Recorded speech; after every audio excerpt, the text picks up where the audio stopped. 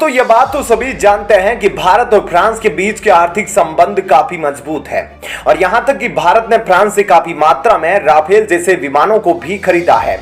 और सिर्फ भारत ही नहीं बल्कि दुनिया के कई देशों ने फ्रांस के राफेल में दिलचस्पी दिखाते हुए इसके ऑर्डर दिए हैं। लेकिन असल बात इसकी गारंटी को लेकर थी। क्या अगर राफेल में किसी तरह की दिक्कत या परेशानी आती है तो फ्रांस उसे ठीक करने या उसके रखरखाव के लिए कुछ करेगा। ऐसे में अब फ्रांस ने एक ऐसा फैसला सुनाया है जिसने न सिर्फ भारत बल्कि दुनिया भर के बाकी देशों का दिल जीत लिया है। जी हाँ दोस्तों, फ्रांस ने अब अपने फैसले से साफ कर दिया कि वह 52 सालों के लिए अपने विमानों की गारंटी लेने के लिए तैयार है। ऐसे में क्या है पूरी खबर और फ्रांस ने आखिर क्या कुछ कहा, इस बारे में अब आपको थोड़ा डिटेल में इस वीडियो में बताते हैं। दोस्तों ये सभी जानते हैं कि फिलहाल भारत के पास जो एयर डिफेंस के सबसे आधुनिक फाइटर जेट्स हैं वे फ्रांस के भेजे हुए राफेल हैं जो कि F3R वेरिएंट के हैं। लेकिन क्या आप ये जानते हैं कि राफेल फाइटर जेट ने अपनी पहली उड़ान 1980 के दशक में भरी थी, जिसका साफ मतलब यह है कि राफेल फाइटर जेट को बने हुए एक लंबा अरसा बीत चुका है। लेकिन भारत के पास जो फाइटर जेट्स हैं वह भले ही पुराने क्यों ना हो, लेकिन भारत का यह ट्रैक रिकॉर्ड रहा है कि वह अपने हर एक एयरक्राफ्ट को लंबे समय तक इस्तेमाल में लेता है। जैसे कि मिराज फाइटर जेट को भी आप देख सकते हैं। मिराज एक काफी पुराना भारतीय एयरक्राफ्ट है, लेकिन उसे अभी तक भारतीय वायुसेना इस्तेमाल में ले रही है और आने वाले अगले 10 साल तक यह वायुसेना को सर्विस देगा।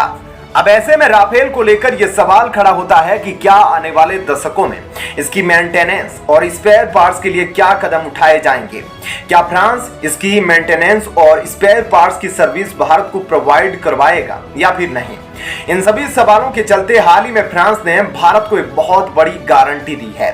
और यह गारंटी फ्रांस ने भारत को ही नहीं बल्कि राफेल के जितने भी ऑपरेटर हैं उन सभी को दी है। फ्रांस ने कहा कि 1970 तक जितने भी फ्रांस के भेजे गए जेट हैं उन सभी का बेड़ा वे खुद उठाएंगे, यानी कि फ्रांस के भेजे गए राफेल की मेंटेनेंस को लेकर जो भी जरूरत होगी उसे फ्रांस 2070 तक पूरा करेगा। ऐसे में 2070 तक अगर राफेल में किसी भी तरह की कोई भी तकनीकी खराबी आती है या फिर दिक्कत का सामना करना पड़ता है तो उसके लिए फ्रांस उत्तरदायी होगा। यह सवाल इसलिए जरूरी है क्योंकि फ्रांस अभी अमेरिका और बाकी देशों की तरह ही एयरक्राफ्ट के 6th जनरेशन के एडवांस फाइटर जेट्स के ऊपर काम करना शुरू कर चुका है और 2035 से 2040 के बीच फ्रांस जो 6th जनरेशन का एयरक्राफ्ट बना रहा है उसे FCS कहा जा रहा है। उसका मास प्रोडक्शन अब फ्रांस में शुरू हो जाएगा और फ्रांस की एयरफोर्स इसे बड़े पैमाने पर इस्तेमाल भी करेगी।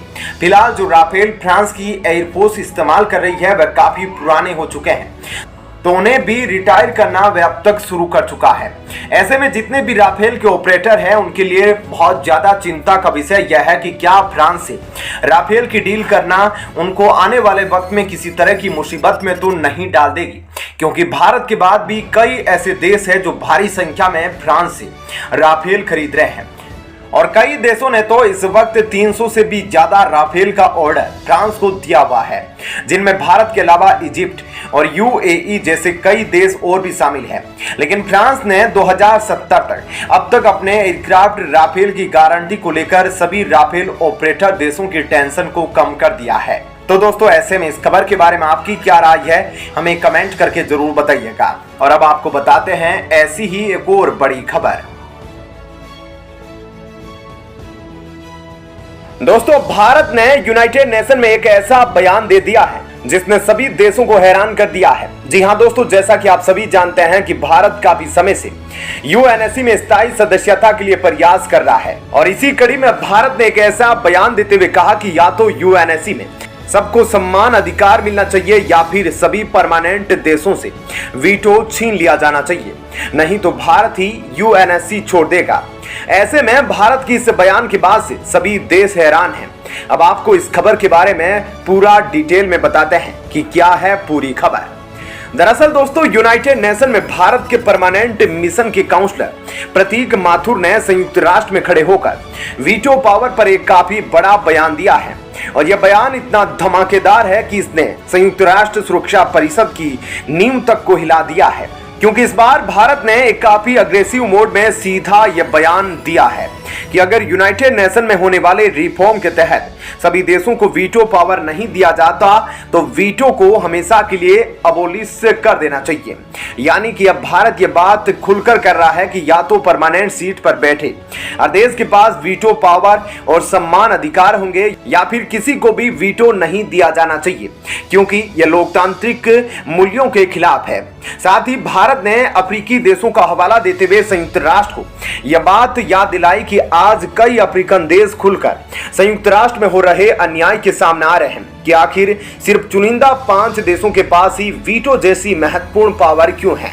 क्योंकि यह इंटरनेशनल लेवल पर डिसीजन मेकिंग को एक तरफा बना देता है, जिसे हम डेमोक्रेटिक नहीं कह सकते। और अगर इतना बड़ा संगठन है डेमोक्रेटिक मूल्यों का पालन नहीं करता तो इसमें बने रहने का क्या मतलब बनता है, क्योंकि आखिरकार इस संगठन के तहत जो फैसले लिए जाएंगे वे मात्र चुनिंदा देशों के ही इंटरेस्ट होंगे।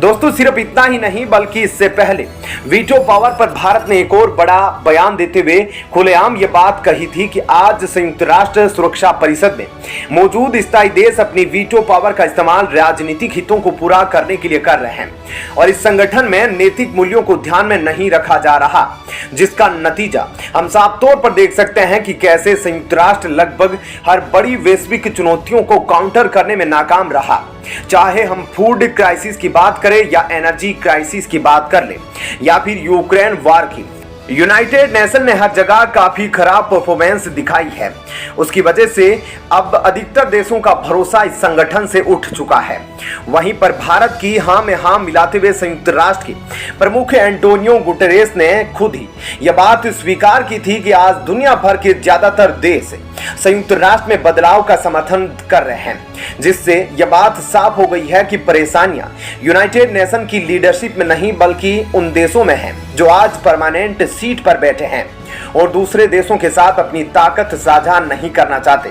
जिन पर आगे बात करते हुए भारत ने वर्ल्ड वार 2 के माइंडसेट को भी निशाने पर लिया और कहा कि आज कई देश दुनिया को वर्ल्ड वार 2 के नजरिए से देखते हैं कि जो देश जीतेगा उसे हर तरह के फैसले करने का अधिकार मिलेगा। अब ऐसा नहीं है, क्योंकि दुनिया काफी ज्यादा बदल चुकी है और आज भारत, जापान, जर्मनी, ब्राजील और साउथ अफ्रीका जैसे कई देश आर्थिक विकास की चरम सीमा पर पहुंच रहे हैं। ऐसे में सिर्फ चुनिंदा पश्चिमी और एशियाई देशों के पास वीटो पावर होने का कोई मतलब नहीं बनता और यही वजह है कि भारत अब इस बात को पूरी तरह से साफ कर चुका है कि संयुक्त राष्ट्र सुरक्षा परिषद में रिफॉर्म होना ही चाहिए और यह भी जरूरी है कि यह सभी बदलाव हर देश को बराबर रिप्रेजेंटेशन और पावर देते हो, क्योंकि सिर्फ तभी हम इन्हें सही मान सकते हैं। और यही वजह है कि आजकल भारत के बयान मौजूदा अस्थायी सदस्यों को काफी परेशान कर रहे हैं। तो दोस्तों, ऐसे में इस खबर के बारे में आपकी क्या राय है, हमें कमेंट करके जरूर बताइएगा।